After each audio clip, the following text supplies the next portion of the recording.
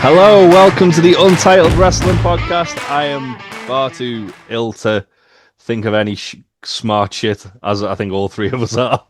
Literally dying of a fucking coughing fit as you said that. As Ollie started having a coughing fit, yeah. But yeah, I am also here. Yeah, we're here to talk about Blood and Guts because it was a very good show. We didn't do a Wrestle Dream review, so we felt like we owed everyone a review. So, just a quick bit of housekeeping. Faye's not here because we said we could only let her have 3 minutes on the podcast, so she walked out. Yeah, that is factually accurate. We said she had to have a 3-minute TM and she walked out saying, "I want at least 15." She said it was bad for her presentation. I want at least 15, and I only want 15 if it's something I like Generation Me getting treated by Tara. But or the Abyss Hall of Fame ring. Or the Abyss. Have we told her that one? I think we must have. We must have done that. I feel like I've definitely told her about Abyss. Yeah, because on the thumbnail I put Captain Planet. It's fine. She's still got mine to go through when she turns up. Oh God, Thursday she's going to be in such a bad mood. And the funny part is, this probably won't be out by the time we do the predictions, so she won't know we've had this conversation on the podcast. But yeah, we're here to talk about Blood and Guts today because it was genuinely one of the shows of the year, I'd say. So I literally just watched. I finished watching it about 10 minutes ago. Yeah, I think that's the best 2 hours of televised wrestling I've ever seen. 2.5. I skipped a bit in the middle. Yeah, that's true. But well, just as a spoiler, Tasty, Hangman and Hobbs was equally fantastic. I'm going to go back and watch it. I'm sure it was incredible. I just had to get to the main course. I found out that is my exact style. This sort of shit is exactly what I'm here for. It felt like, I've seen a few people say they felt like kind of like war games of like old. I can't really attest to that because I didn't watch WCW because I had taste. But whoa now. Whoa. But let's not say things we don't mean. But I just spent like the best part of 2 hours with a massive smile on my face, occasionally going, "Oh my God, that's horrible," but in like a really fun way. I generally think, like, thinking back on all of the iterations that we've had now of Blood and Guts in AEW, I think the ones that we saw this past week were up there. If not, the women's was definitely the best war games, Blood and Guts. I do think, the women's was the best Blood and Guts match that they've put on to date. We'll talk about it in a bit more detail in a sec, obviously, but considering that's the first women's Blood and Guts match they've ever done, like, to come in from like a standing start and just hit that out of the park was unbelievable. You say it's there. Obviously, it is the first Blood and Guts match, but AEW's history, without its through its history, this last 5-6 years it's been on, it has built itself up a reputation for putting on the best women's hardcore death match extreme matches. Like, you go back on all over the tag team street fights they have had over the years, the other extreme fights they've had over the last few years, like, they've always delivered. Everyone's walks away thinking this is going to be crap, and then Julia Hart, Sky Blue knock it out of the park. Thunder Rosa and Britt Baker and it's no coincidence that Julia Hart and Sky Blue were two of the standout performers in this women's Blood and Guts match as well. Like, Willow Nightingale's been in a bunch of them. Chris has been in a bunch of them. Like, you go back, they put on so many bangers in these hardcore environments that you put them in Blood and Guts, of course it's going to be fucking fantastic. Yeah, even look at like a couple of weeks ago, that Falls Count match, Tony and Sky Blue. Like, that was wild. And Mariah May versus Tony Storm, Hollywood Ending. Like, the women's reputation have a great reputation putting on extreme matches, and this just continues it. Speaking of that, to go straight into the women's Blood and Guts match then, and it's no, like you say, Ollie, it's no coincidence who are the two women they picked to carry this match from the start. It's Willow and Sky Blue. Oh God, Sky Blue, who's bleeding like she's in an All Japan in the 70s. Does she know this match is going 45 minutes? Because like within like 2.5 minutes, she's pissing blood everywhere. Sky Blue was like literally the MVP of this match for me. She was out like, and Kyle Fletcher said a few times like she loves matches where she just does silly shit. And not like silly shit where it's like comedy, silly shit as in things that she's going to regret in like 10, 15 years time when she can barely walk. Genuinely terrifying shit, and it's like, holy hell. Yeah. So we'll talk about more as we get to them, but there are a couple of like really iconic moments. There's like really good shots, like really good little scenes. The first one being a Sky Blue dripping with blood, screaming, "This is my match." So the way that was set up as well was brilliant because like it was basically her and Willow were like fighting, weren't they, like against the cage, and Willow like threw her into the ring post, and then she bounced off the ring post and hit the side of the cage. And then she just kind of like turned around like a horror movie villain and was pissing blood. Yeah, and so before that as well, because before that, so Willow had done like an alley oop, like throwing her into the cage, but she held onto her and like dragged her down the cage as she fell, which was like a really cool little touch. Like she basically made sure she raked her entire face across the cage. And and Excalibur did and Danielson was phenomenal on commentary in these matches. There was a bit, I can't remember if it was Tony Schiavone was also there. I can't remember if it was after the men's or the women's one. There was a bit where like the commentators were kind of just like taking in what they'd just seen, and you literally just see Danielson just like sinking into his seat, like, what have I just, like, he had PTSD. It was awesome. I think it was after the women's one because Excalibur was saying like this was the first ever women's blood and guts match, and they'll never forget it basically, and it was like, yeah, true. I think they're gonna not just the men or the women. I think everyone on that roster has got some big shoes to fill after that match. Like, that is going to be a hard match to top. You know, we talk, don't we? People complain online, like, say, why aren't such and such on TV? Why aren't such and such getting time? Why aren't these people getting booked? Like, this is the fucking level you need to be at to be on the show now. Yeah. And as well, like, one thing I will say, like, from one thing that was really good with this was it wasn't just like a bloodbath, which it could have been. Like, it would have been perfectly fine if it was. There was so many little interwoven stories, like Tony and Mina feuding with Megan and Marina, Mercedes and Chris, Harley and Mercedes, Chris and Willow. There was so many like lovely, and Jamie and the Triangle of Madness. There were so many lovely little bits of story just woven in there, and in amongst all the carnage, it was just so well done. Well, that's what I was good. Yeah, go on, Ollie. Go on.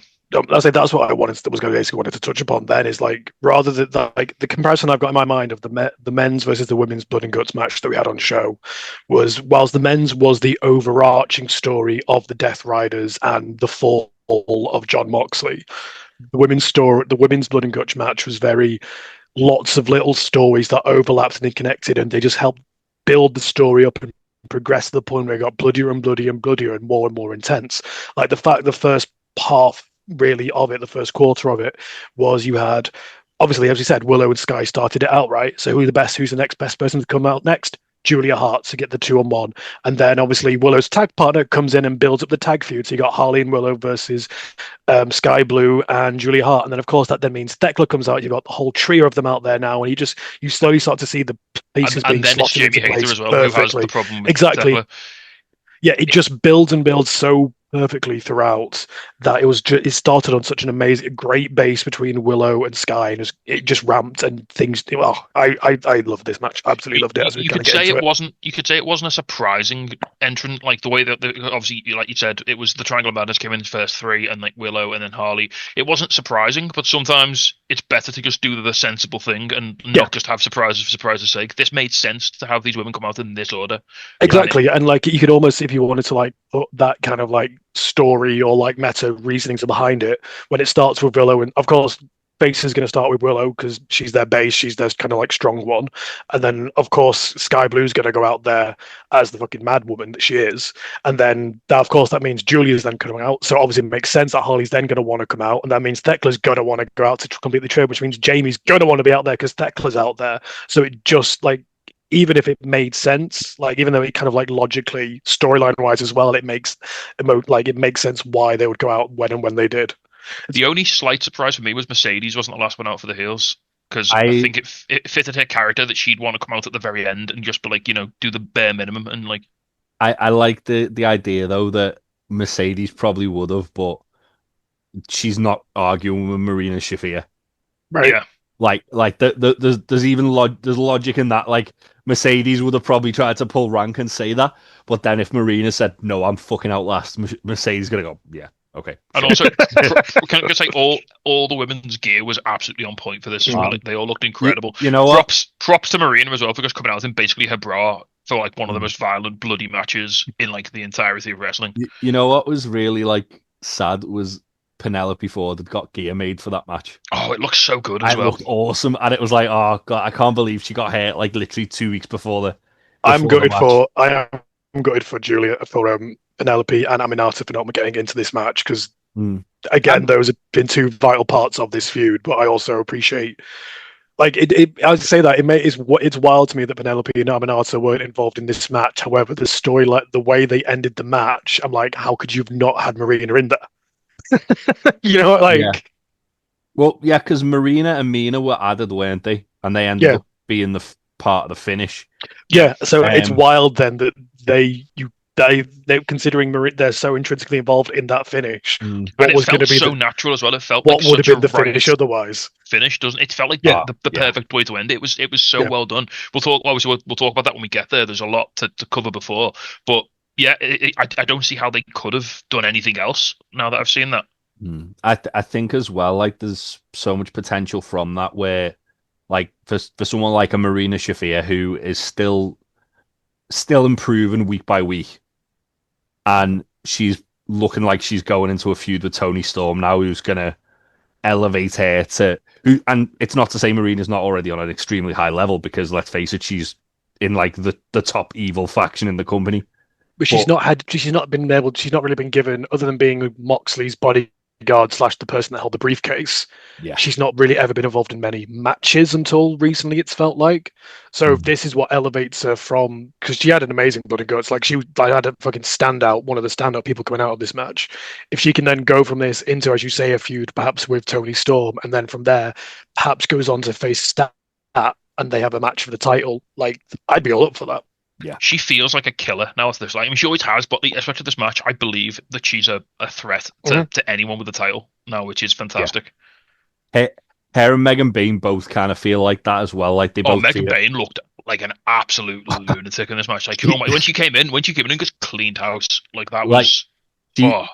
She was doing things to Jamie Hayter like she fucking owed them money. Like she walked in and did that really fucking nasty German suplex on Jamie like immediately.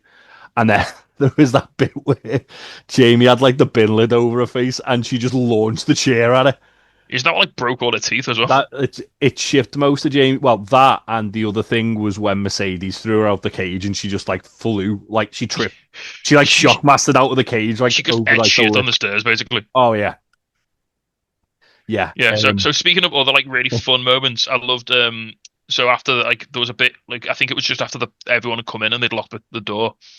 And Mina did something, and then she did like the little dance, and then like Statlander was just covered in blood, like leaning against the bottom rope, and just did like a really sort of half-assed version of it at the same time. It was, oh my god, there was so many bits in this where I was just like, I was having the best time watching it. Like all these women, like I've decided I love Willow Nightingale so much that if she asked me to kill somebody for her, you'd never find the body. Yeah. We all love Willow. She's the best. And when they put her in that like underdog spot like they did today, and like she has to like fight from underneath, and she's getting like double teamed, and she's getting like beaten down. Oh my god! I wanted to jump into the TV and try and save her. Like, I will say there is. Then rated to Willow, the way this show started, the comment again. So again, also to go back to the commentary, there was a couple of lines right at the start of this match. It's when Willow's come in. Obviously, Willow puts her hair into the ponytail and gets into the match, and then I thought it was this like a couple of lines was so like out there. I thought it was during a commercial break because I think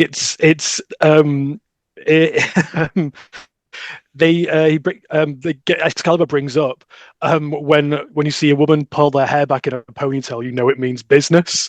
And then Bonison goes, yeah, whenever my wife puts her hair in her ponytail, I know I'm going to get it. Being like, I think Are they making a blowjob joke in like the first 5 minutes of this broadcast? What's going on? With Danielson, you can never tell if he's just talking about sex or whether he's like you can't tell whether he's with being Danielson. serious. The man's a loose cannon. There was the full-on pause and chuckle as he says it, and I'm there going, what?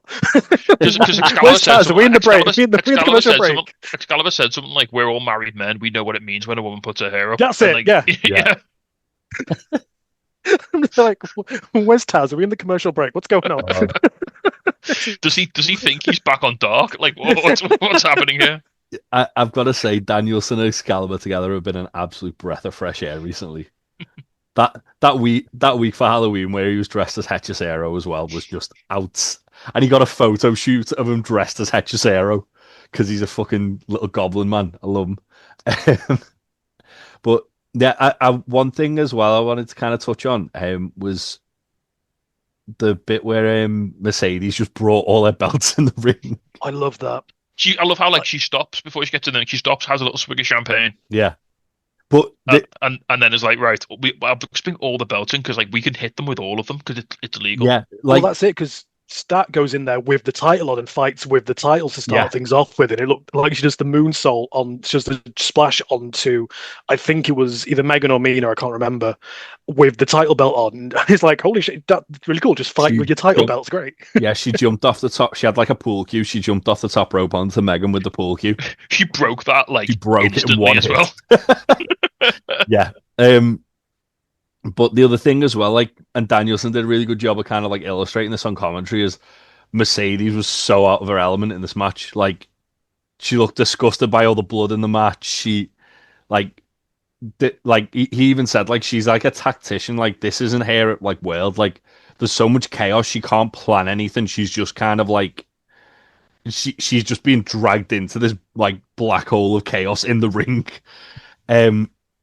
And she did a really good job of like illustrating that as well. There was that really good bit where she just kind of like kept showing up and like hitting moves on people. Where she hit Tony with the moneymaker and then she hit Stat with the backstabber, and we got that like cool bit with her and Harley, with the puppet, where basically she like ripped the puppet off Harley's hand, and Harley like revealed she had a knuckle duster underneath, and then so good. Harley again, fittingly callbacks, storytelling, long-term storytelling. Yeah, and Harley also doing her best Hikaru Shida cosplay there, dressing as Tifa from Final Fantasy. Yeah.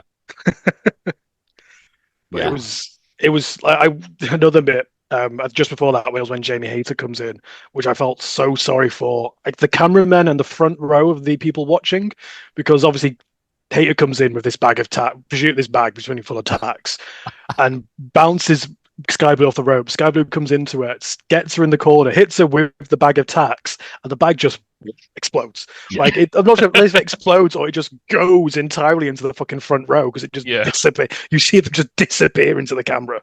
Yeah. There was a couple of things, like bits like that, where it was just like, again, it added to like the madness of the match. Tony Storm breaking a champagne bottle so she could sellotape to the shards to her hand. There was that bit later. Perfect. Yeah, there was that bit later in the match. So, actually, let's talk about Tony when she come out, because she came out with a handbag. Yeah. And in the handbag, she was clutching her pearls. What a fucking great, like, metaphor. I mean, I'm sure that's not metaphorical. Well, let's face it. She knows exactly how all the fucking people we expected to react were going to react. And guess what? They fucking did. And just using clutching the pearls, using them as a weapon. And then if you'll pardon double entendre, she then gave several ladies a pearl necklace. She did. She did the tape A deathmatch bit where she like taped the glass to her hand, and that's how Megan and Marina both got bust open, wasn't it? Yeah, she just right-handed both of them in the face, and it was like, oh yeah, all right. How did Mina get bust open, by the way? Yes, because was it from when Tony like fucking went through the mirror? Oh, did I mean that? We don't talk about that spot. That was a gnarly spot. Yeah, so like Tony's going to do the hip attack on Marina, and she's got a mirror over her face, and then Marina just like rebounds it into her. But then it literally, all Mina did was the setup for it, and then next thing she's pissing blood. So I don't know if like a bit of glass hit her in the head from that spot, or what happened? Because shout out as well before we get into any talk about all the women who bled in this match. Apparently Moxley was the go-to guy. He was helping them like cut their blades up and stuff, and like showing them how to gig and everything. He helped them all gig safely before the match, like a razor blade babushka. What an absolute sweetheart! What an absolute gem of a man. But yeah, I mean, I don't think Sky Blue got the fucking memo there. To be fair. Moxley must have been like, watch some videos to work out to do this properly, and she just watched Eddie Guerrero do it and was like, "Oh, this is how you cut." Yeah, I did see a fucking tweet someone put out about Mercedes saying if Mercedes was a bigger Eddie Guerrero fan as she says she is, she'd have ran the blade too deep. I was like, fucking hell. Right, so just to put some to bed here. So apparently the reason Mercedes doesn't blade is because her brother is autistic and gets really upset when he sees a bleed on TV. That's fair. That's completely fair. So that's why you notice she never intentionally bleeds. She doesn't gig. So she has been busted hard. I was going to say she's had her fucking nose exploded a few times. But apparently, like that's been like a big thing that's like really upsetting. That's cool. She tries really hard not to bleed when she wrestles. That's cool. I like that. Mm-hmm. But yeah, to be fair, she doesn't need to. Like, she took that really fucking gnarly table bump. Yeah, like you sort of said before, I love the idea that like she's in the middle of all this trying to have like a proper wrestling match. While all this fucking chaos is just happening all around her. Like, yeah, like she kept trying to get away from all the madness and just like pick her spots, which was really good. Like, again, in character work for Mercedes. That's how she's at the same time. Sky Blue looks like Carrie standing next to her. And it's just like, you know. Yeah, at the same time, Sky Blue looks like she's been in a fucking car accident. Yeah, it was wild. So there was a let's go to the finish because. We can just talk one more thing I really liked. I think I talked about it. I put it in the WhatsApp. Yeah. Just Julia Hart and Tekla just like climbing through the cage like some sort of weird like goblin women. Awesome. Like, oh my god, that was such an inventive thing to do. Like they literally just like climbed through like the support beams. Yeah. Can we just talk about Tekla as well? We haven't really mentioned her, and like she was fantastic in this match. And I think this caps off an incredible couple of months she's had in this company. Yeah, she's had introducing Tekla has been such a revelation for the women's division. Like, and I think if you don't bring her in, you don't get this match. No, I agree. But I think one thing to say about Tekla, which I noticed throughout, was she was kind of like the ring general in the match. Like she was kind of making sure they were doing all the stuff they were needing to when they were needing to do it. She was keeping with all the timings. There was the bit where her and Julia stole the key off Mike Posey. And that was, again, the way that was shot was brilliant. Yeah, when she was doing like the spider walk behind him. Yeah. And it was just like, that was so good. And then she speared him, and then instantly, like, Julia's like celebrating with the key. And she's like, "We've not got time. Open the fucking door."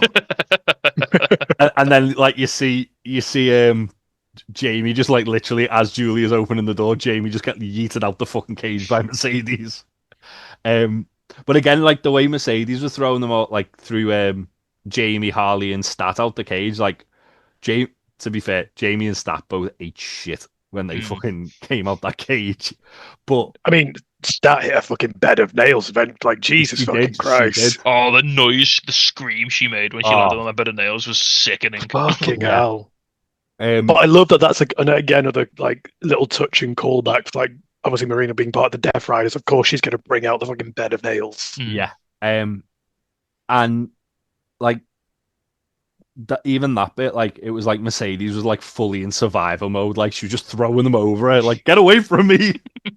And then there was obviously that led to kind of like the brawling outside. Megan Bain like got the door like bounced off her fucking head from Stat. And then can we also say that Megan Bain like literally flew back from Japan to do this match and then flew back to Japan? Flew back the next day, yeah. Like, what an absolute hero she is. Like, Jesus Christ. Like, you want to talk about, like, people say about, wrestlers need to put the work in. Like, my God, she's putting the work in. Janela said on Twitter the other day, like, people talk about the Flair and Hogan schedule. People need to start talking about the Megan Bain schedule. Like, yeah, fair play. Absolutely, yeah. Fair fucking play. Can't argue with that. She's in 2 tag team tournaments at the same time. Yeah, in different continents. and she's flying back for Dynamite today. Yeah, to record tomorrow, to then go back to Japan, to then be back for Full Gear, to then go back to Japan again.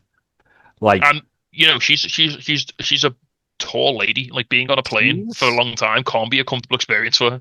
she's not on the Full Gear card yet, is she? No, she I might be on the wouldn't. pre-show. They'll probably. So I was gonna say to you guys about this actually while we're talking about specifically while we're talking about the women's division as well. Do you think on Full Gear they're gonna do the two semi-finals and then I the think because final? they've only got one women's match on the card so far, and that's Stat Yeah, versus. because you usually when they stack up, like when they did it was All In, wasn't it? When they did title versus title, or when they did Mercedes versus Tony, sorry, I should say. Yeah, They then also like made sure they had the women's casino gauntlet and another women's match as well. So I wonder if that's why they're kind of doing that, so they've got the space to not have to I put was, like a TBS title defense on. I was going to say it is currently very weird that there is only one women's match announced for the show. So I have to imagine the women's tag titles will be on there in some way, shape, or Yeah, form. because they could always. They've announced two matches for um the tailgate, haven't they? So Yes, so they could do what they do with the Continental Classic, where they do the two semis and the final on the card, or they could do the two semis on the tailgate and then the final on the main card. So mm. I'd be intrigued to see whether they do that. I hope they do that because I think the women's tag titles deserve to be decided on, especially when they've just like jizzed out another fucking men's belt for reasons. Like that just annoys me. yeah. Fucking annoys me, that one. As me and you were saying the other day, Ollie, the Ricochet belt, because they need to give Ricochet a belt. But Just not necessary. Don't need it. it is very unnecessary. But I'd like to see the women's tag titles decided on Full Gear for sure. I don't think they should drag it out to World's End. I think So looking at so looking at this week's Dynamite, it's Bane and Marina versus TJ and Mina and Storm versus Rio and Windsor. Mhm. So yeah, Cool. they could very well do both semis at Full Gear potentially. Mm. To be honest, I think they could, as I say, they could quite easily do both semis and then do the final. They don't need the final if all four women in the final are all already wrestling on the card. The final doesn't need to go super long if need be. Yeah. No. They will because let's face it, like it's AEW and look at the final of the C2 last year. But yeah, it doesn't need to go super long. And also they can do what they did with the C2 final and like have those two matches open the card and then And give them like an hour to like chill out for a bit. yeah.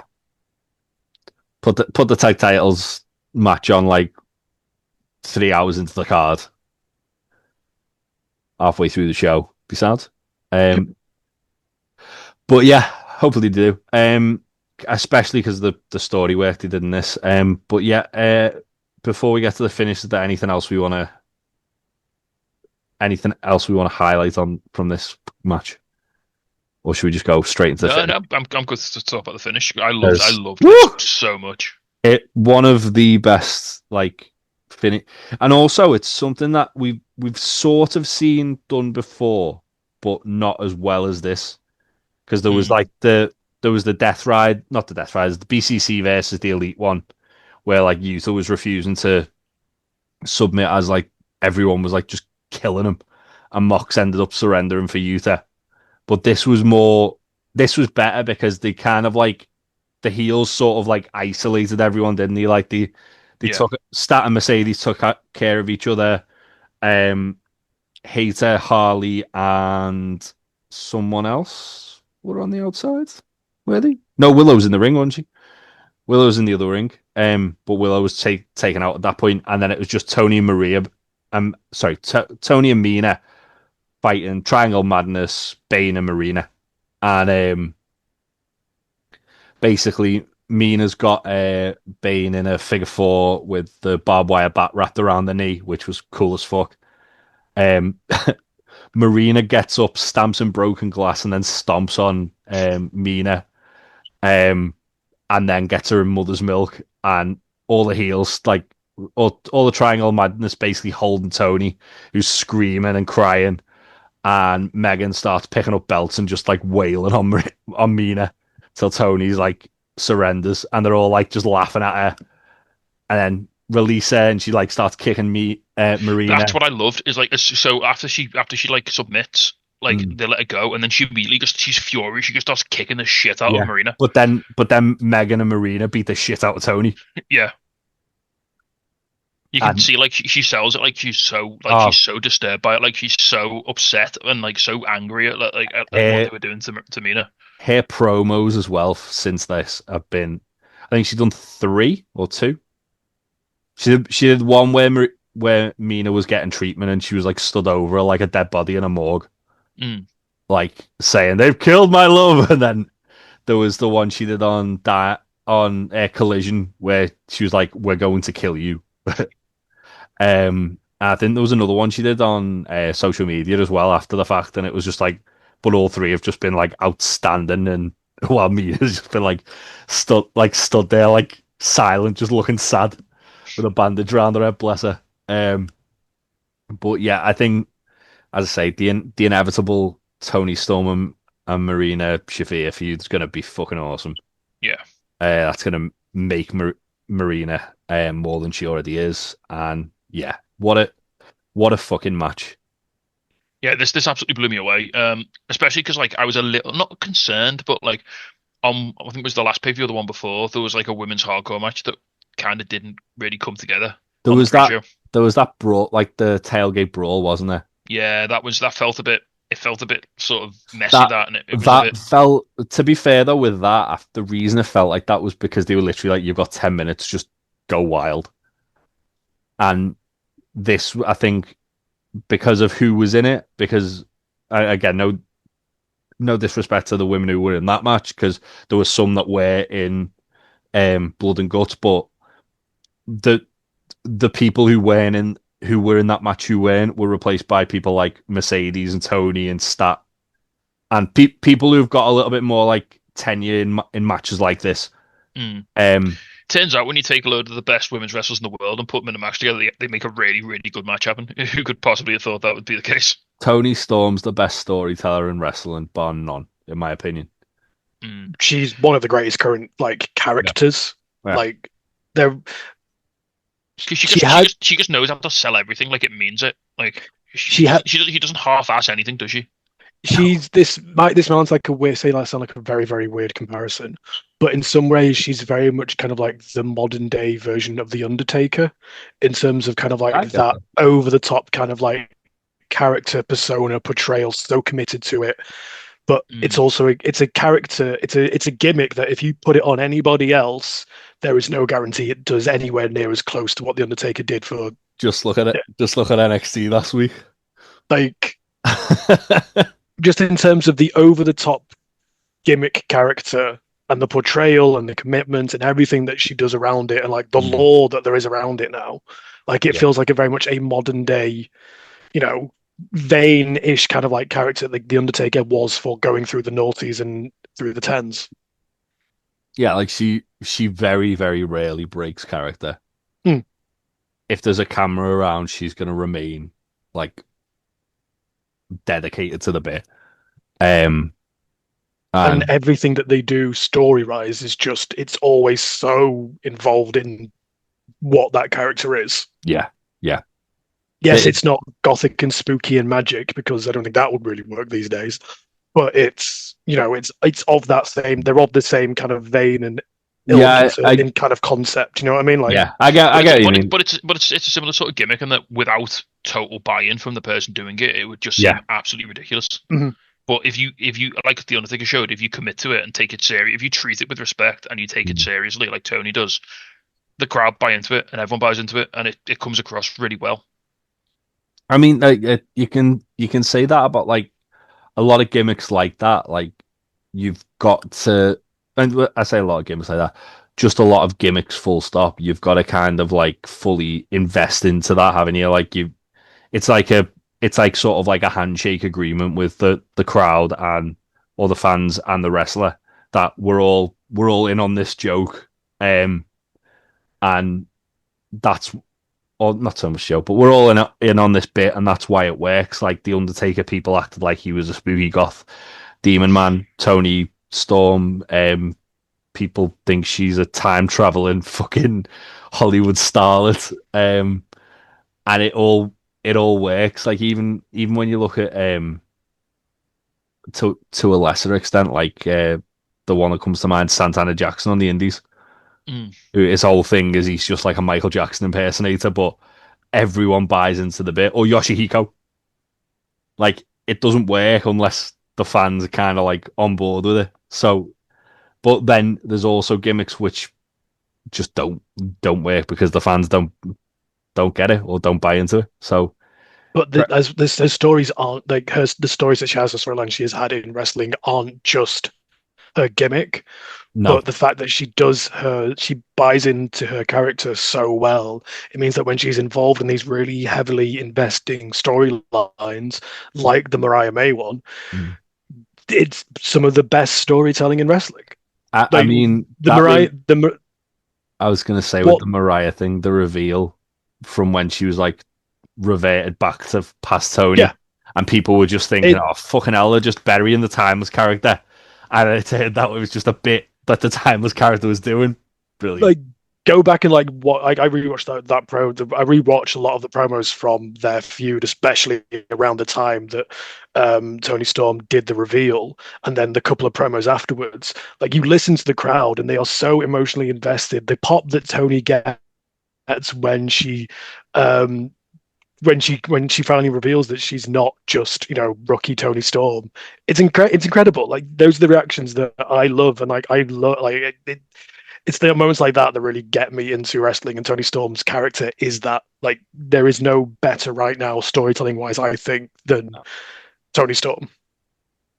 I'd be hard pressed to find anyone else who's better, to be honest. Well, actually, I can think of someone who comes close, though, who's in the next match, which is Hangman. We did, I know you haven't seen it, Tasty, we'll go through it very quickly. It was a fucking wild Falls Count Anywhere match. Pretty much immediately, they were just fighting through the crowd. Hobbs did a World's Strongest Slam onto the steel steps at one point. Oh, that looked brutal. Hangman took some fucking horrific bumps in this match, and you're like, Hanger, you're about to wrestle Samoa Joe at a pay-per-view in what's now going to be a cage match. Like, calm the fuck down, you madman. Basically, it was all kind of building, wasn't it, to them fighting in the crowd. You had early on, like, you had like Hobbs controlling Hangman in the ring, and then they kind of, what I really loved about this is they used the other fucking ring as well. There's two rings there, use them. Yeah. Which always frustrates me when they do shows like this where the people aren't using both rings. It's like, take turns on which ring they're using. Yeah, it's like, just use fucking both of them. So they use both of them, exposing the steel turnbuckle, again doing the climbing on to the steel steps and doing the wall strength slam onto the steel steps, which kind of then got them onto the table.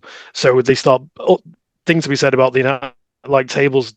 What tables are they using? Because none of them broke this fucking show. Like, the other time they had to do once or twice to get them through a fucking table. I've got to say, wild on this show. There was a spot in this match which was an awesome save from Hobbs, where like basically Hobbs was trying to powerbomb Hangman through the table, and Hangman got him up as if he was reversing for like a dead eye, and Hobbs basically over rotated like he was getting a back body dropped, but then like landed off the table, he managed to avoid like catastrophe, because the way he shot up, it was like, oh fuck, he's gonna land right on the corner of that table, and it's gonna be horrible, and they're both gonna get hurt. And he very good save, but the way he fell though, like, so when they're fighting on the announce table, and like Hobbs is going for the powerbomb, and then the reversal, as you talked about. I swear to God, I thought Hobbs had just done a fucking Kota Ibushi and broken his ass the way he landed. Because he goes off the announce table onto the concrete below, and he just lands like he's doing a fucking leg drop onto the floor. Like, not onto his back, just bang onto his ass. I was like, oh, good God, he's sure, how is he not injured himself? Because he then somehow lands and then immediately stands up and falls over onto the barricade. It's like, what the fuck? How are you not broken? I feel like Hobbs and Bobby Lashley have had some conversations about taking bumps that look like they've been absolutely killed, that they're fucking fine from. Because Bobby Lashley's the same. He'll take bumps and you just go, what are you doing, you fucking lunatic? And then he'll be like, fine, and just get up like he's like just brushing it off like nothing's happened.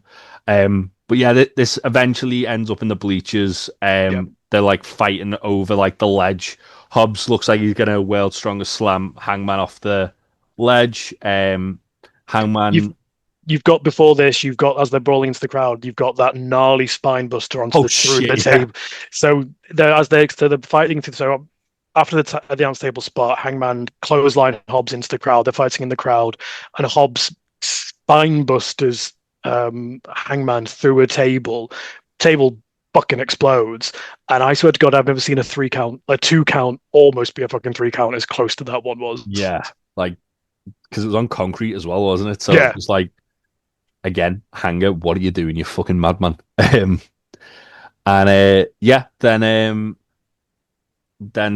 as I say, get into the crowd. Hangman manages to fight off Hobbs, takes his boot off and just twats Hobbs in the face with it. And Hobbs falls off the balcony and lands on like this, like a load of electrical equipment. This flight case, which clearly was meant to look a lot heavier than it was, flies up and lands on top of Hobbs like a fucking anvil in a Looney Tunes. But it buries him even more, which is so funny. And as they're doing so as like they're up there on the ledge, Hangman takes his boot off, goes back up the stairs, obviously to do what was ended up just being like a bit of a running jump, running clothesline into Hobbs. For the briefest moment, I thought, oh no, he's not going to Samoa Joe this, is he? Whereas Samoa Joe lands on his fucking ass on the stairs. Oh, they were the days. They were the days. But I loved as well the touch of the lighting in the building going off because they've gone through the production truck. There was that awesome shot of Hangman looking like unhinged in the crowd as the lights were flickering as well. Yeah, brilliant. Hangman picks up the win there. No surprises. Shibata and Joe attack Hangman. Eddie and Hook make the save. And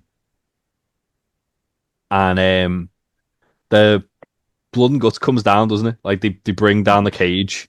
Yeah, so Shibata and Joe drag Hangman into the ring, and Joe calls them to pull the cage down to keep him trapped inside. Obviously, then the save gets made with Kingston and Hook, and they run off Joe and Shibata, and that's when Hangman says, if you just wanted to get me inside a steel cage, you just had to ask.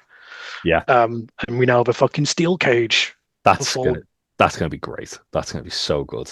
And Hangman's probably gonna bleed a lot. Maybe even lose the belt. And yeah, then we got quick little the one low point of the show really, which was Ricky Steamboat in the ring chatting on about Ric Flair. FTR come out, Brody don't make the save, not really much to talk about. And let's just stop bringing out these fucking past it dinosaurs on shows like this where they're not. Well, no, because even Ricky Steamboat was like, women's blood and guts was too much for me. Like, mate, it's not for you. Fuck off. To be fair with him, I think it was too much for him to concentrate on with everything going on. His complaint seemed to be that there were too many women. His complaint. Okay, Dave Meltzer, it's fine. His complaint was more there was too much going on for him to focus on everything, which is fair. I get it, but one of the defenses of that was, oh well, Ricky Steamboat's never been in a War Games. That's bollocks. He was in the best one. He was in the best one. How dare you? Dude grew up. Dude was wrestling during the height of fucking War Games. He was a part of Sting's squadron. Can I say obviously as well before we move on? I haven't seen the Hobbs Hangman match really, except for a few bits on Twitter and that, and it looked really good fun. But one thing I'm really enjoying is Hangman like fighting through all of the ops. Yeah.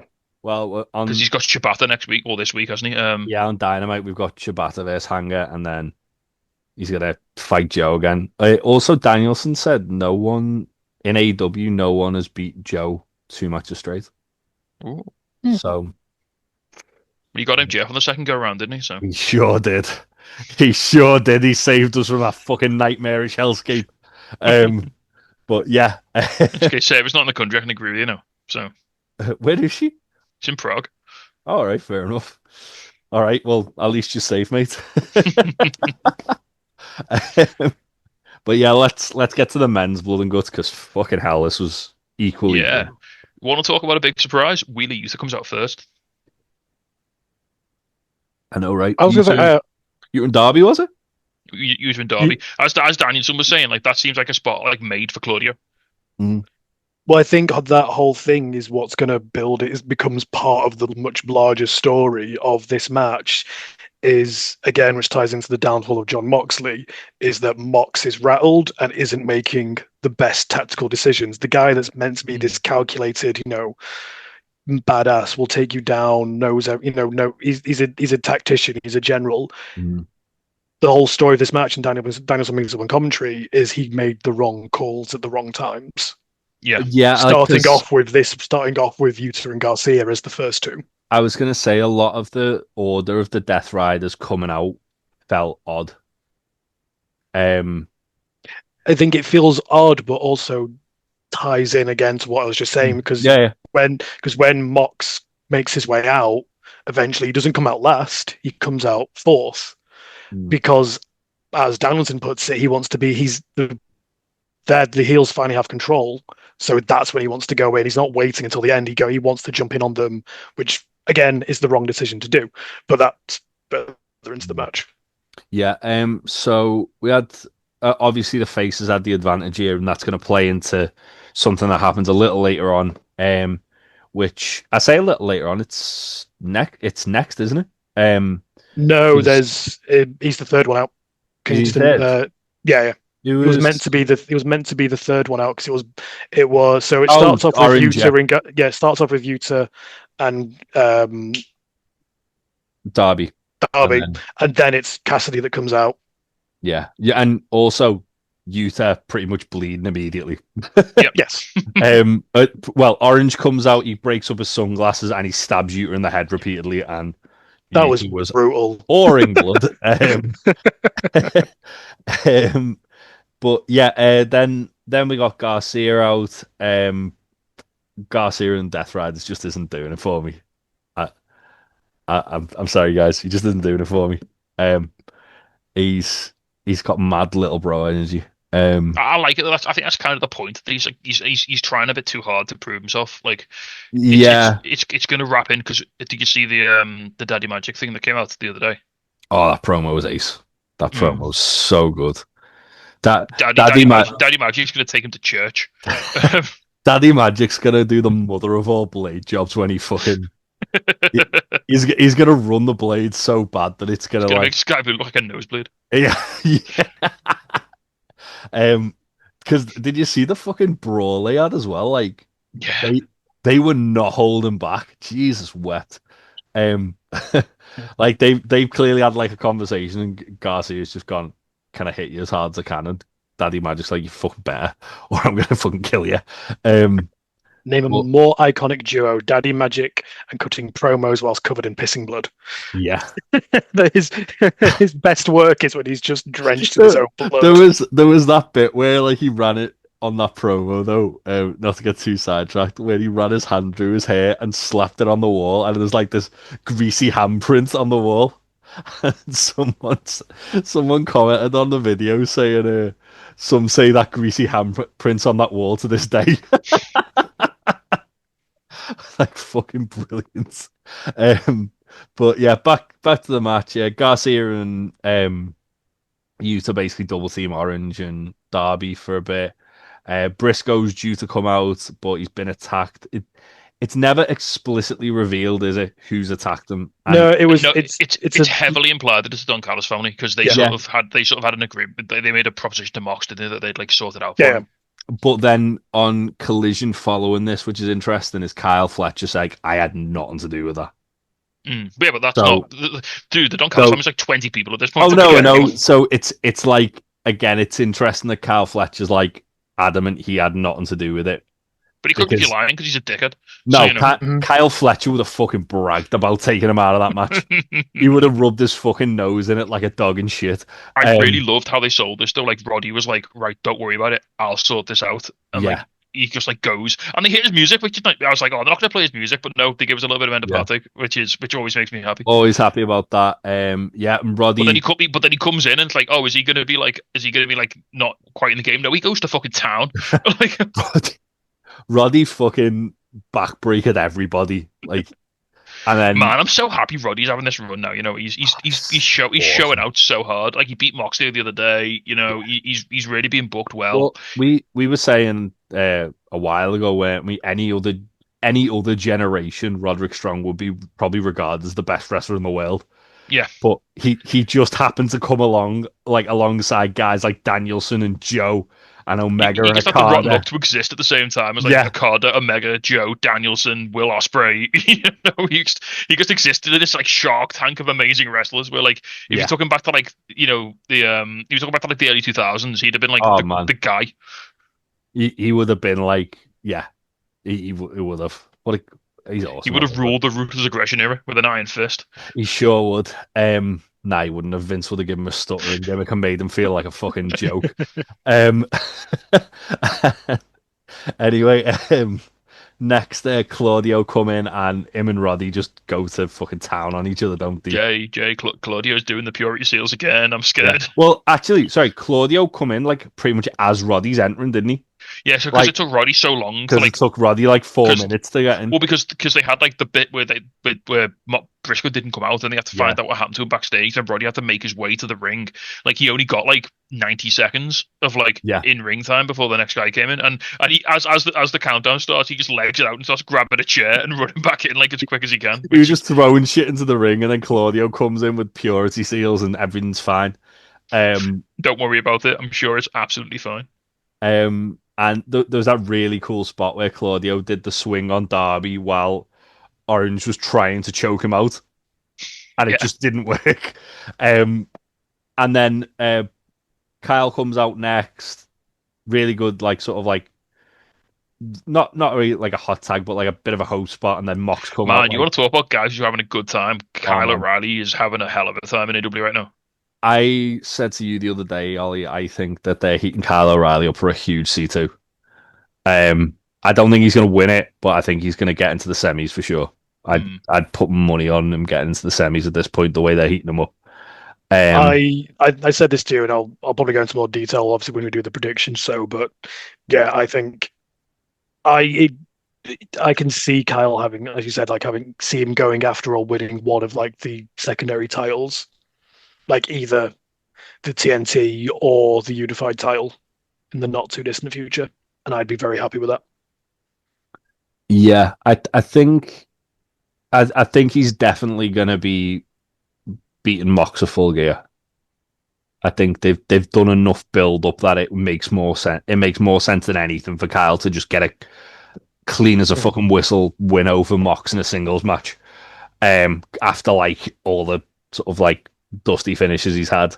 Yeah, he comes out, he's kicking fuck out of people, and then Mox comes out with a fork, and oh boy, Fucking hell, he just batters him. He went after Kyle, and Kyle looked like he'd been fucking stabbed like so much. I love when Mox is in this sort of mood in this sort of match when his whole like MO is just right. It's as much blood as possible, as quickly as possible right now. And he literally like he stabs Kyle in the head multiple times. Kyle, like half of his body was covered in blood. He then goes after Roddy and he stabbed him in the eye with the fork at one point. And Roddy is then pissing blood. There was a bit later on in the match, like to go forward a little bit because it's bit into this, where they showed a close up of someone just jumped on someone and started putting a submission on them, and they were so covered in blood that the only reason I could tell who it was because you could see the tattoo underneath the blood. Fucking. And it was Kyle's tattoo. I'm like, oh, that's Kyle. I know that. Like he just looked like his whole body was just red, and you could see like the line of his tattoo underneath. I was like, oh, right, okay, I kind of know who that is. Half his face, half of his like right side of his body was red. Like he was bleeding a lot. I will say, like I've over the last like couple of years now, I love the fact that it's like, like in wrestling, there's always wrestlers that have like a signature weapon. Like the Sandman had the cane, Mick Foley had the baseball bat wrapped in barbed wire, Sabu has the chair. Mox is the fork. Like that, Mox's signature weapon is the fucking fork at this point. My God, has he made so many people lead with that thing? And every time he wrestles him, he will find a new part of Darby Allin to put it into. Yeah, he sure will. He did a lot of nasty stuff to Darby as well. Basically, was because Kyle was meant to be the last guy, was he? So it was Moxley, and then it was meant to be, presumably, this was when Roddy was meant to have come out, because obviously Briscoe didn't come out, so they go down to the 0, and then nothing happens, and then Pac comes out eventually, so it's 5-on-4, which is a fun way to. I think that's the official last guy, because at this point they've said that Mark Briscoe's ruled out of the match because of the injury. Yeah, and considering like the format of these matches always works best when the heels have the advantage. Mm-hmm. Obviously, going into this, they couldn't have had the heels have both had the advantage going into both matches. So I liked what they did with technically, yes, the faces had the advantage, but then the heels were the heels, and then they worked one of the guys out of the match, so they then had themselves had it. So it worked really well for me. As you say, it was a really clever way to flip the numbers without, like you say, without it being predictable. Like, oh look, both, because when you're doing the advantage matches on the shows leading up to it, you can't just say, oh yeah, obviously the heels are going to win both, because the heels kind of have to have the upper hand in this. But yeah, it was like you say, Ollie, it was a really, really I mean, no one in that building and no one watching on TV thought that Briscoe was not going to be involved in that match in some capacity. But it's still cool. It's still cool when it happens, when he comes back out for the big spot, and it's. I think like Briscoe especially, because like he's very much like a modern day Mick Foley, isn't he? Like, and he's the guy you want in that match. Like, you need him because he that's can why make things happen. That's why he was so early, because he's like the crazy guy. Like, he's gonna do all the fucking mad shit and get everyone like off the game. But as well, like the whole sort of like Mick Foley spot of coming out like with basically propping himself up on like all the chairs that he was bringing in, and just like screaming, and all the refs are like, no, Mark, you're too hurt. With like a toolbox, he had his bolt cutters and a full toolbox as well. Yeah, and there was that bit where Mox had the fucking wrench on Kyle's ear. Which was grotty. I love when Mark came in. The first thing he did was just throw a chair into someone's face. It was Utah, wasn't it? I think so. Yeah. It was the fact that they brought in all the broken bits and pieces from the first Blood and Guts match. I love that, because I always think about like when there's matches that are like that before. It's like, why don't you just get like all the fucking shit that was in the previous match? It's going to be there. And like Mox just getting like loads of broken glass and broken bits of wood. Table. Yeah, it was such a fun thing to see. He had like the frame, didn't he, from the mirror that Tony got broke over. Yep. I was like trying glass, obviously. Yeah, he was trying to stab Kyle with the fucking the steak that would been made. But yeah, basically Darby and Pac end up fighting outside for it as well. Before that though, you had Alan scaling himself along the underside of the top of the cage and then falling on it. Dive. Yeah. Yeah, and then basically like Utah and Briscoe are get on top of the cage, don't they, and they're brawling. And as Darby's kind of like going to Kyle like winches up like a load of chairs. That's such a cool spot. Like he's like, not just one chair, there's like 4 chairs. Like it has to be enough. Kyle looked like he could barely stand up when he did that as well. And then Mark can't quite they're like stuck under like the lip of the cage. So he has to like sort of get right in there and like pull them round. And like Danielson's like, he's not going to get them because like they're stuck there. So Tony Schiavone's like, he's made a bad mistake here. He might have to just leave these chairs. The fucking leveraging position he had to get through to make that work was like, Jesus Christ, they fucked up here. And then as Darby's like basically looking like he's going to start climbing up, Gabe Kidd in the fucking Stone Island try he attacks him. Get the badge in. Yeah, he got all the badges in. He's now no longer allowed on television. And yeah, basically he beats up Darby. He tases him, doesn't he? I believe he does taser him, yeah. And he sets up 2 tables as Pac and Darby are fighting on top of like the ramp. Not the ramp, the tunnel. They're not fighting on top of the tunnel. So they set the tables up, and then Pac chokes Darby with a belt. That's right, yeah. And then to get him up onto the top, he literally grabs him and like starts hanging him and like pulls him up. So Darby has to climb up to like alleviate the pressure. Pac was like a fucking serial killer in this match. He didn't do it. He didn't do a ton of stuff, but what he did was like, oh my god, you're going to kill a man. And can I just say, Gabe and Pac, between them, I think and Darby as well, he was important. They nailed that as one of the most perfect flaming table spots I think I've ever seen. Yeah. Like they lit it well. It didn't burn out straight away. Darby landed perfectly on the tables. He had just enough fire on him when he rolled off to make it look cool without it like really hurting him. Like my god, but they nailed it so well. Yeah. So yeah, Pac did like a press slam, didn't he, off the top? Yeah. The table. Respect. I mean, I know Darby's not the biggest lad in the world, but still respect to Pac for like just lift after having been in that match for like 20 minutes, being able to lift a guy over your head and throw him off a leg like that. Like it was nothing. Yeah, like fair play to him. That's what all that Craig's does, mate. He's got that pastry cardio. And yeah, he threw Darby through the flaming table off the top of the tunnel. In one of the coolest. And Darby, the noises Darby made when he was rolling around in that fire, he sounded like his soul was burning. Oh my god, it was horrible. Yeah, it was. Back in the ring, we got then Mox trying to put O'Reilly in the bulldog choke with a chain. And this is the moment where I thought, right, this is it. Kyle's going to the moon. Oh yeah, the second Kyle basically just turned around and goes, "Fuck you, buddy." Kyle gives Mox the finger and it's like, okay, someone really wants Kyle pushed hard. Like he's getting the most push. Canadian thing ever. So I don't know if it's like whether it's for the C2 or whether this was what they had planned for Adam Cole and they've just gone, let's just give it to Kyle. That could make a lot of sense. But it feels like Mox and Adam Cole would have been like a really interesting feud. They've already got the ready-made Mox and Kyle thing from basically Mox breaking his neck, which they. But I love how they've set these moments up in this match like so much on Dynamite with these Mox and Kyle matches where Mox has been like such a scumbag and he's like been getting counted out and he's been ducking at everything, hasn't he? And he's been like a coward and like Kyle's not had the gratitude and he's not had the big moment. Well, look at it this way, like. Prior to All In this year, Mox had submitted once, which was the Texas Death 1 with Hangman. All In and even that year, was not what you could call a regular submission. He hung him. Yeah, it wasn't like All In this year where Mox was like frantically like, oh no, I've got no way out here.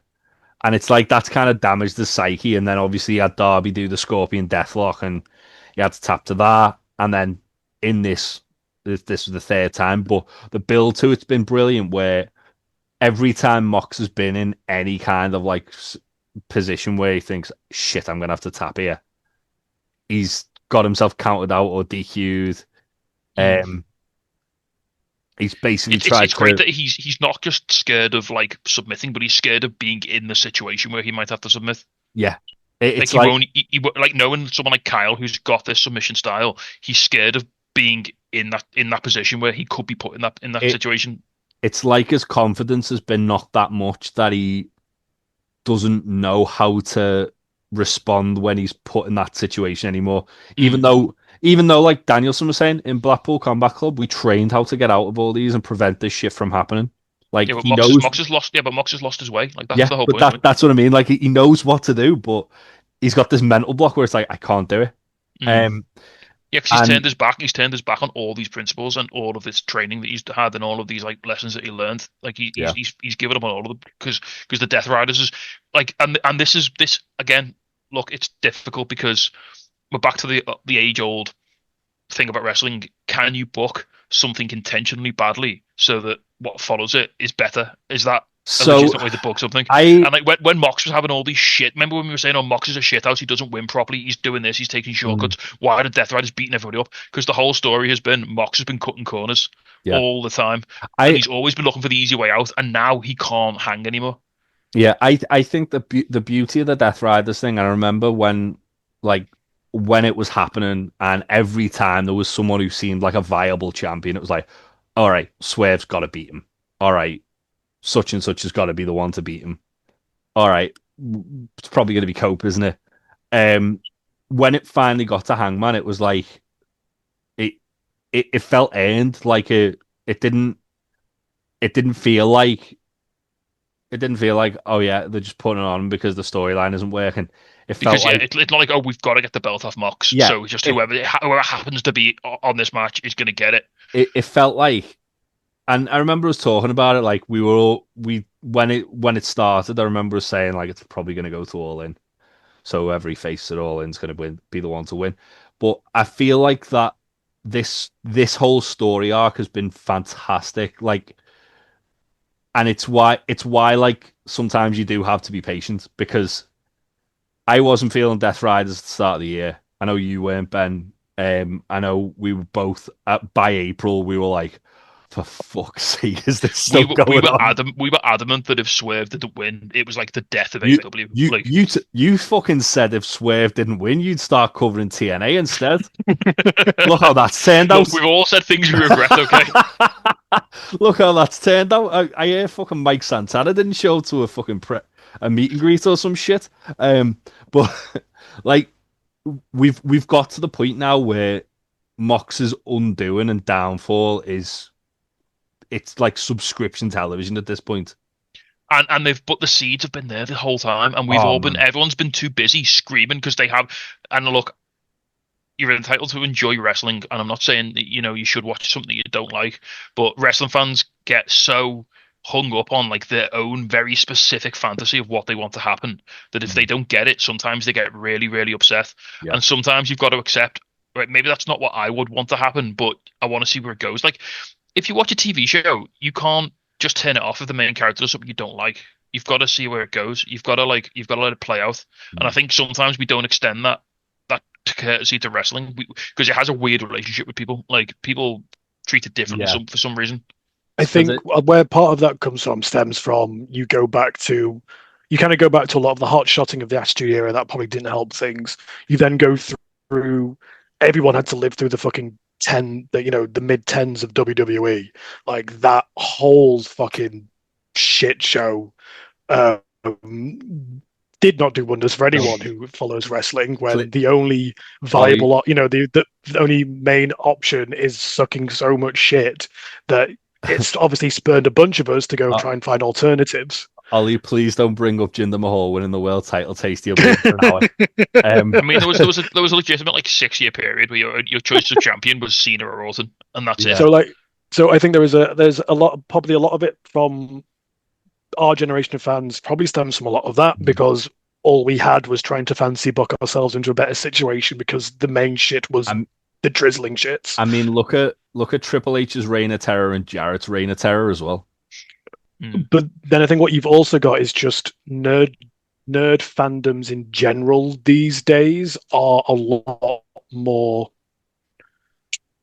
almost combative against the people who are running and writing it. So like it's not just wrestling, you see it in other fandoms and other avenues where those who are really, really into something, or especially the ones online, are the loudest ones into it. And if something doesn't go their way or they don't like something, then they're going to be vocal about it. That's just what we are in general these days. If we don't like something, we're going to say our mind. It's just how we've all been brought up. And it's been encouraged.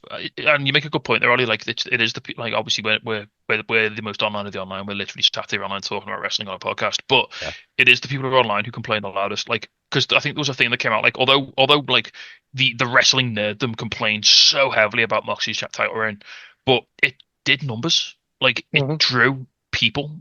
People came to shows to watch Jon Moxley wrestle. And also, like with the exception of like the finishes where there was just like it was designed to be like a deflating finish anyway by design again to build this fever pitch of wanting that belt off him and wanting someone to give him what his comeuppance.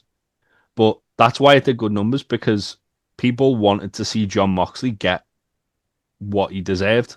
They got 20,000 people into fucking All In to see Yeah. a guy lose. Like that, people fucking give a shit. Every pay-per-view And- gets over 100,000 buys. By the time Hangman had that chain in his hand at All In, like the crowd were rabid for it. Like absolutely, if he'd have killed John Moxley there and then, people would have cheered. Yeah. For me, like as long as things narratively make sense, then you have my good faith. Like I might not have, if I was writing it, I might not have done that. But if it still narratively makes sense and there's some logic to it, sure. I think as I'm well. I'm happy to give. At this point, AEW have got so much good faith in me with long-term storytelling. Like you look at Hangman and Kenny in year one. You look at Tony and Mariah. This Death Rider storyline, it started off a bit, but it has developed into a truly compelling story. And I think that's where AEW has always been different as a wrestling medium, as a storytelling medium. They'll stay the course. It's always trusted its audience to not be idiots. Yeah. Like I'm not gonna name names, but certain other promotions they have to like hammer points home, and like they don't trust you to think about anything, and they don't trust you to read in between the lines. Whereas Tony and AEW, he's always said like, no, this is the direction. We're gonna plant these seeds, and we're gonna make them pay off in like 6 to 8 months. The thing I will say, I do think at times Tony Khan historically has stuck to his guns a little too much on occasion. I will like we all lived through the MJF Devil storyline. I will so but to go back to a point, I think where this started, you kind of mentioned, when you talked about, you started this off by talking about your reactions to if Swerve Strickland loses. Basically, it's the fucking Cena at One Night Stand. If Cena wins, we riot. If Swerve lost, then oh god, it's all going to go horribly, horribly wrong. The world's falling down. But if you remember where AEW was back in, that was what, March, April earlier this year. April, yeah. That was AEW coming off one of their worst in their 6-year run. 2023 going into 2024 wasn't their strongest. If that was some of the worst times so far of AEW. So going through 2004, which wasn't great, there was like pay-per-views still baller because it's AEW pay-per-views, but a lot of it just wasn't. There wasn't the feeling, wasn't there. So a lot of it felt directions.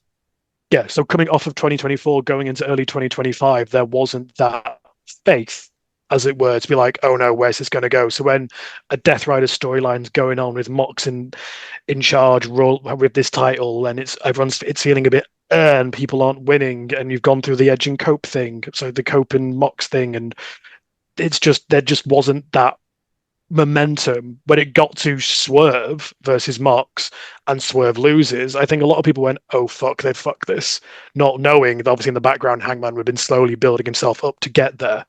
So I think now that we are past that, we're now at the end of 2025, not at the start of it, you can look back and go, oh, that made sense. That made sense. Yes, that was the right decision. That was the right decision. Of course, it had to be Hangman. We're now on a year full of AEW's best fucking work, dating back to their early stuff, their first 2 years. Like this last year, I think has been comparable to their first 2 years in terms of how great and how fun it's felt to watch wrestling again. Yeah, I mean, if anything, I think obviously the feeling is the same, but if you look at, I mean, again, people go back and watch that first year. The in-ring is nowhere near what it is right now. No. Like, this is the best. Like, we're getting, I mean, I know Dave Meltzer's not the be-all and end-all, but we're getting 4.5-star Dave Meltzer matches on weekly television. This show, the lowest score was 4.5 stars. Which, okay, but I mean, it's a 3-match card, so it's easy. Yeah. It's easy to be consistent when there's 3 matches. But the fact that you've got 3 matches that 2 of them were 4.5 and 1 was 5. Yeah, I mean, putting this on free television is lunacy in the best possible way. Like, it really is. Like you could have charged $40 for this because it's basically a pay-per-view. It's a 2-hour pay-per-view, 2.5-hour pay-per-view. That's why we're sat here doing a review of it though, because it it was literally like the one of the best TV episodes I think AEW's ever had. Hmm. But Just also, to go back to the point you were making before, Ollie. So yeah, you were saying about like how AEW sort of like rebuilt itself back up, but what's the consistent thing every time AEW's hitting the brakes and it's running a bit below par? John Moxley picks up the belt, builds something up, and then eats a monster loss to put someone over. yeah, yeah, every time. And he makes someone look like an absolute superstar because John Moxley is a And legitimately stone cold professional who will do whatever he needs to do to put the business to put this company forward. And I don't think people give him enough credit for that. I really don't. well, this it's interesting you say that he makes someone look like an absolute superstar because there was that promo he did where he was like, I want AW's and the whole point of the Death Riders is AW's future. I want like an army of John Moxleys who are gonna die for this company and bleed for this company. And you've got like in the last like um what like 4 months, he's helped bring Hangman back to the Hangman that everyone like known and loved. He's legitimized Darby more than Darby's ever been legitimized, I think. Mm. He's doing that with Kyle now. I imagine at some point he's probably going to get his loss back to Orange again. Yeah. Maybe Mark Briscoe as well. Probably Roderick Strong again. Um, I, I wouldn't like, and that's the thing. Like he doesn't. It still means a lot because it's of the story that he's telling. Where you can like a lot of idiots online will be like, oh, he's getting buried soon. But it's like, well, actually, if he's losing to these people who you could see any given day he could lose to. There's a chance, like you say, Jay. There's a chance he's going to turn this whole program's going to turn Claudio into the biggest heel in AW. Claudio is going to fucking bring back BDK. It's coming. That train's never fucking late. Eddie Kingston's gonna be salivating, ready to fucking backfist Claudio. Um, but yeah, it's again, it's one thing that I'll always have faith in stories that they're telling because of shit like this, where even if I'm not feeling it at first, we're at this point now, like a year later, and I'm like, yeah, they've done a really good job with this story. Fair play. Right. And this is all, if you look back as well, this is all the back off. At the current moment in time, AEW is missing Swerve, it's missing Osprey. Kenny's only kind of really come back, though he's not been around too much to all, Jay White's still out, Kota Ibushi's out, Nick Wayne's out. Yeah. Wardlow came back and went almost on the same day. Those arm exploded on his comeback. Yeah, like Plus, there are holograms gone. Like there are so many people who you could reliably AEW could have reliably counted on who are not there. So what can they do but not try and make the next several John Moxleys because they're going to need to because the guys they want to be there can't be there. yeah. They tried to bring back Andrade and he again got Thanos out of existence on the same day like Wardlow. So when your guys like when Swerve, like there's that photo coming off of All In where it's Swerve, Hangman, and Osprey. Like those are going to be the three guys, right? Two of them aren't even here. Yeah, well, Swerve's back any day now. We're at a point where like Kenny Omega's effectively finished as a main event guy in AEW because of his health issues. And we still haven't had the discussion about what's going to happen with Okada when he drops that belt. Yeah. You've got one of the greatest wrestlers of the last 2 decades just sat there in your midcard with a belt that he's about to drop to the next Japanese superstar who's also on your roster. I've been saying this for a while. Like as soon as Okada drops that fucking belt, whoever's got that world title's in so much danger. I think Okada's probably a safe bet for the next one of the next 4 AEW champions.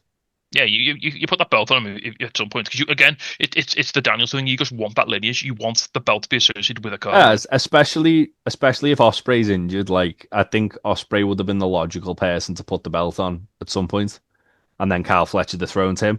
But I think now it's probably. But if Okada and if Fletcher and Okada ever fall as the Don Callis family, then you could easily say Okada beat Tanga, and then Kyle Fletcher comes for Okada.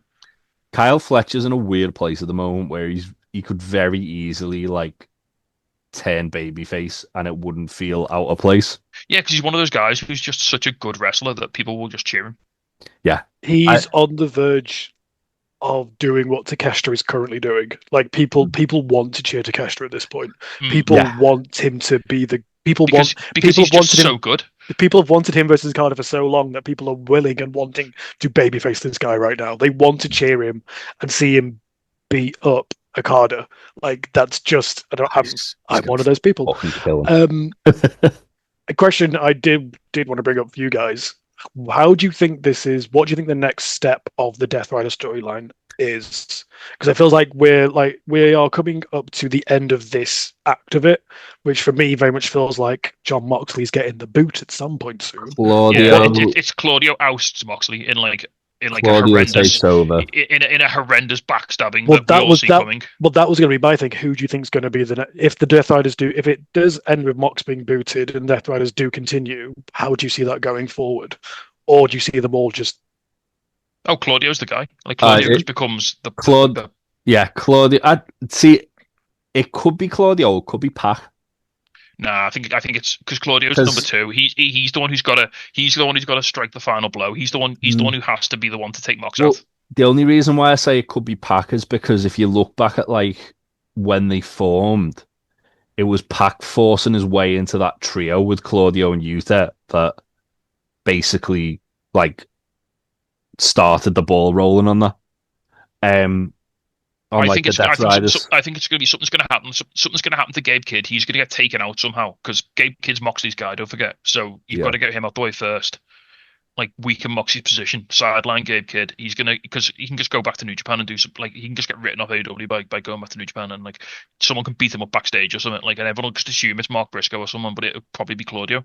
And then little things just undermining Mox here and there. Claudio's a cerebral guy. He'll work around the edges. And Claudio was the first one to strike Danielson down, wasn't he? Yeah. Yeah, it's going to be Claudio. It's going to be Swiss. He'll work around the edges though. He'll take away Mox's support because it's only really Marina and Gabe who are his people now. Like everyone else is kind of not feeling it. If he comes out in fucking Luna Wolves gear, you're gonna have a fucking nervous breakdown. He comes out wearing World Eaters colours. I'll be like, oh no, oh no, oh no. Because I did have a thought, which I think is just, I think the two of them would be fucking hilarious if they were the ones leading it. But also, so in my eyes, I would love to have seen Pac and Gabe Kidd kind of like dual running it, but that would mean also Kidd making his way over from New Japan, a la Ospreay and Okada, which I don't see happening anytime soon. But yeah, I would love to. Kidd's contract's up. I know it's, but I don't. I'm not sure if I see him. I don't know. Maybe he does what I don't know. He seems like he wants to become like what Ospreay was to New Japan. To be fair to him. Yeah, that's what I've always thought. So while I do appreciate whenever we do get Kidd in AEW, I know it's probably not going to be, if he does come over permanently, it's not going to be for another couple of years. But I would very much love to see just him and Pac shithousing it up as the leaders of the Blackpool Combat. Oh, sorry, the Death Riders. Yeah, I think those two be hilarious as like the duo co-leaders. Yeah, I think. I didn't think like I can see. To be fair, I can see Pac and Claudio co-leading it. Like, even if Pac's like sort of Claudio's right-hand man and he's doing a lot of the talking, and Claudio's just like stood there like a silent fucking general. And I miss Pac's shithousery in his promos. Like I miss like those whenever Pac would go back to Newcastle and they'd do those kind of like backstage promos of his and like the fucking black and white and they were fucking great. Like he's just stood around Newcastle Parks in his fucking underwear. Pac walking up and down the steps in Newcastle. Can we just go back to the Pac cutting promos in his apartment era? Because that was that was peak. Yeah. Pac managed to get Billy Big Bollocks as a canon phrase in AEW. Like that deserves a world title run on its own. I think that's why I'd like to see Pac in, like as the leader, just because he can cut those fucking the type of promo that makes you think, oh, he's going to kill a guy. Yeah, but if Claudio takes Mox's position, then I think Pac takes Claudio's position as the number 2 guy. Then because Claudio cuts a lot of promos, like. And again, Claudio as the leader doesn't need to cut a ton of promos. Like he can have like the whole point of the Death Riders was Mox was the leader, but Claudio was his emissary. So by that hierarchy, like Claudio becomes the leader, Pac becomes the emissary. Like Jay, ask Sarah the noise I made when Pac got injured and Claudio cut that promo saying only in death was due to the end.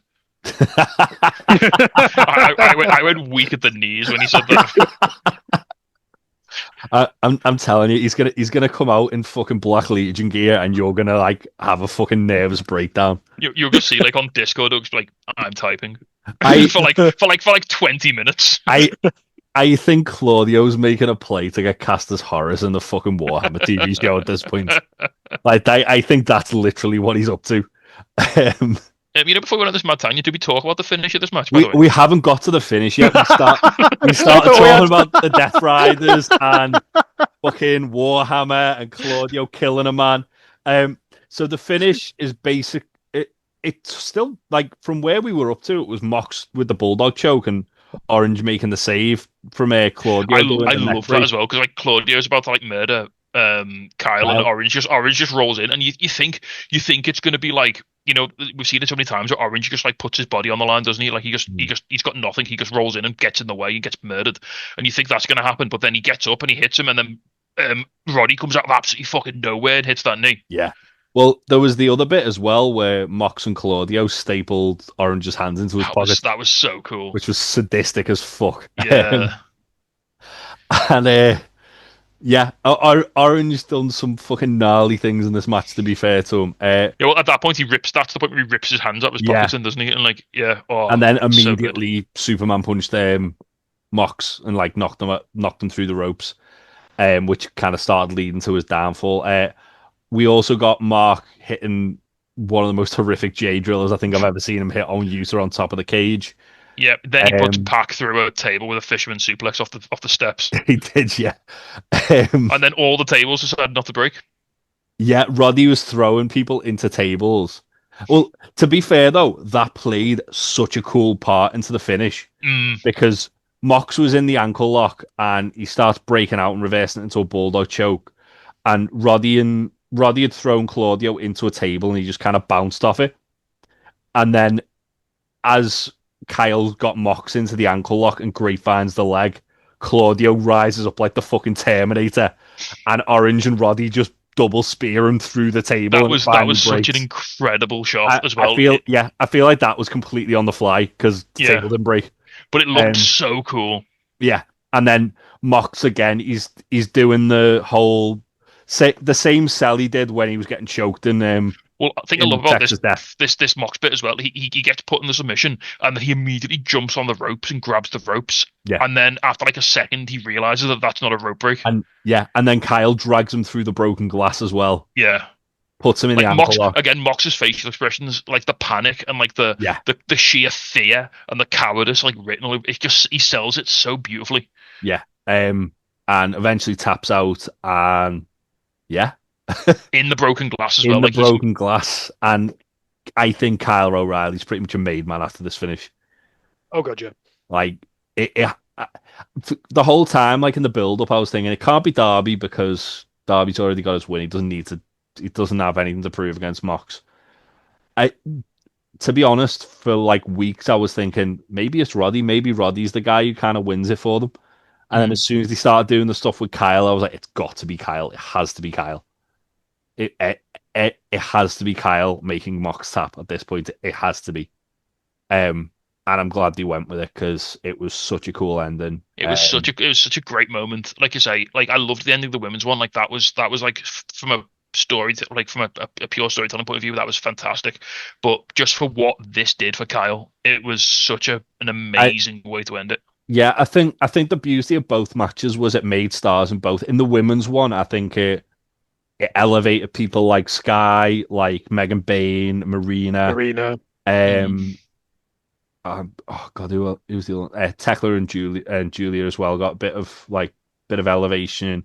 Mina, I think, because of the fact that she was bleeding buckets, and Stat as well had like really cool moments in the match. In this one, it was all let's make Roddy and Kyle feel like fucking megastars because they seem to be in like and Pac because they all seem to be in like the sort of biggest moments of the match. Even Yuta felt like a huge deal coming out of this because he was in from the start. He bled buckets and he took some horrible bumps. Especially shout out to Yuta. Yuta made some like he took some fantastic bumps in this match. He bumped like he was like the sidekick in a Saturday morning like cartoon, like the villain. Like there was like remember when Mark cut the door and Yuta comes out to like cut him off and Mark just like slams the door in his face. Yeah. Like sends him flying and it's like Yuta gets bumped for the business. Like he really did. Like oh my god. Like Yuta knows his position. He knows he's there to be a dickhead and get his shit kicked in, and he does it beautifully. I hate Wheeler Yuta with all my heart, but he's so good at what he does. Yeah. But yeah, that was Blood and Guts. Again, I've said it before. I think this was one of the best TV episodes AEW have ever done. I think this is the best 2.5 hours of televised wrestling I've ever seen. It was incredible. Both Blood and Guts matches were amazing. It's wild that they once again choose to do this show 2 weeks before a pay-per-view. Which they always 2 weeks, do. like 10 days. Yeah, but they always do it. Like they usually do it in the summer, don't they? Like the week before Forbidden Door. Yeah. But because obviously with Forbidden Door happening later and All In happening earlier, everything's all over the fucking place. God damn you, Chris Martin. Damn you, Coldplay, you bastards. As you very correctly said, Ollie, this is really showing the payoff of trusting the women's division to have these matches, these hardcore matches, these different types of matches, putting the faith in these women to do these big spots in these big moments, and it's delivered it. I mean, obviously, like not to take away from the men's, but yeah, you look at the guys in that match and you knew that was going to bang because of everyone who was involved in it. The women's one, it was a bit of a less of a known quantity, but like they put the trust in the ladies here and they absolutely knocked it out of the park. I will say, one thing about the women's matches I thought was brilliant was, as you say, they put the trust in them. There was a lot of intertwining storylines, but it didn't feel like it was kind of like it didn't feel like it was the payoff of like a major feud like this, like the men's one did. No, it's pushed everything forward. But what was so good about it was that it was, we're just going to literally put 12 of our best women on the roster in this match and let them just fucking tear the house down. But they all come out of it in more interesting positions than they were when they went into it. Like Harley as well. Didn't even mention how good Harley was in this match. Like she was come out feeling like a huge deal. Like I think everyone in the women's one, everyone benefited from it. In the men's one, the people who you could see needed elevating. The guys who didn't need it gave so much to the guys who needed it. Yeah.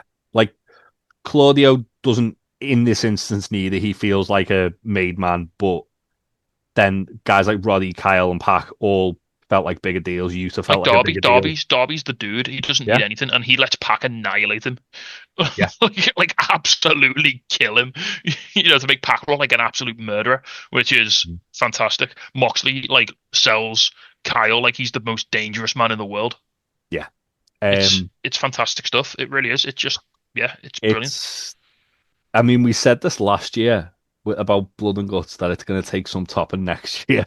This is the best Blood and Guts show they've ever done, without a shadow of a doubt. It's not even close. Like if the others were 8, this is a 10. Like the women's for me was their best Blood and Guts. I would agree with you. I think I mean for me I said to you both about this before, like if the women's was a 10, the men's was like a 9.75. Like it was. So Daddy Dave went 4.5 and 5 for the women's and men's respectively, didn't he? I think he got them the wrong way around, but I agree with 9.5 stars between these two matches. Yeah. I think to be honest, I'd give them both 5 personally, but like if one has to be better, Jay. One has to win. Yeah, if I was getting into the minutiae of which was better, it's like 1 and 1A. It's like it is literally so close. And I think, as I say, I think from a storytelling point of view, it was more the men's because it was kind of like this payoff of this long storyline we've had going throughout like the last 12 months from like building new stars and building new stories. The women's one was fantastic, and from just giving them the time to shine. And also, it pissed off a load of dickheads. I mean, and is that not what we're all here for? Sean Ross Sapp said it best when he put a picture of Sky Blue covered in blood. He was like, "This is 4 minutes into the TV show." I think the women opening was fucking a brilliant choice. Like, Yeah. when they did, I was like, "Oh, fuck off!" But then, in hindsight, it was like them opening set the standard of the show, but also like it meant when there was shocking moments in the men's one, it wasn't overshadowed by the women's one. But then, like the flaming table spot, I think if that had to happen before the women's one, people would have been like, "How the fuck are they going to top that?" Also, the men's one has to go last because, with no disrespect to anyone else in the match, if the finish of the men's one was we leave, the pit taps out, then all right, fine, you put that on first, no one gives a fuck. But it's John Moxley, former multiple world champion John Moxley tapping out. It's literally like the same sort of like feeling that you're going to garner from like the main event of All In. Like with that tap out, it had to be. I feel like though, as I say, everything was structured perfectly. Again, I think we had the little breather in the middle with Hangman and Hobbs just having a fun old little brawl. Yeah, I think as well with the women opening, like they were all like chomping at the bit to just get that match. They've like, wanted that match for fucking ages. You speak to any veteran, anyone who's been around, like Eddie Kingston or anyone like that, and they always say if you can't be last, be first. Yeah. They literally like had that match and were like, follow that. If you can't go on last, go on first and just kick the show. And it was like you say, Jay, it was the perfect. Like literally, we start the show. Justin Roberts is outside. We're talking. The cage is coming down, and then all of a sudden, here's Sky Blue, and she's fucking crazy, and off we go. Yeah, it was awesome. But and then as soon as that happens, you know, like right, we're in for a good time tonight. Like this is it. We're here. We're locked in. Let's fucking go. Yeah. But yeah, overall, as we've said, like one of the best TV shows AEW have ever put out. I think we say that after every episode lately. Like they've been on a fucking run of shows. They're on a road. They're on a run, man. Like we're coming into C2 season, which is going to be partly taking place in the UK. I tell you what, Collision has been like a fucking new show recently. Yeah, Collision is now you can't miss it TV. The Kyle Fletcher show, as I call it, because he just goes out and has a fucking banger every week. Say his full name. The Protostar Kyle Fletcher show. But yeah, what a great show. We're gonna be doing Full Gear predictions that they're probably gonna come out like about 2 days apart. I think you're probably gonna swap me out for Faye because I have to swap you out for Faye. I have Warhammer obligations. I'll probably see if I can rotor in Joe or Neil or someone to add into the numbers to have a bit of a good old chinwag about that. But Jay, before we go, obviously we talked about wall-to-wall entertainment on this show. Ollie, do you have anything you could tell us about where we could find some wall-to-wall entertainment? That's a good segue. It's interesting you should ask. Yes, so Liverpool Games Fair is back on February 7th, Saturday, February 7th. You can buy your tickets at liverpoolgamesfair.co.uk. And speaking of Warhammer, we are in touch with some of the local gaming shops in and around Liverpool. So we've got we'll be having the likes of Bulwark Games as well as the Gamers Lodge coming in doing wargaming sessions. So Ollie, are you trying to kill me? Bring your minis. Are we gonna have a game of Trench Crusade? Is that what's happening? So I'm just going to warn everyone. So we were at the last Games Fair, and there was so much wall-to-wall entertainment that the atmosphere inside was oppressively entertaining. I nearly had a nervous breakdown playing Blood on the Clock Tower. We nearly made Jay like legitimately cry. It was incredible. I haven't played my favorite game for 6 months because of that day. So if you want to watch us break Jay again, please come and play Blood on the Clock Tower with us. So scared. Yeah, we can make Jay like have an existential crisis. I do need to buy my tickets for that. Actually, I'll be doing that.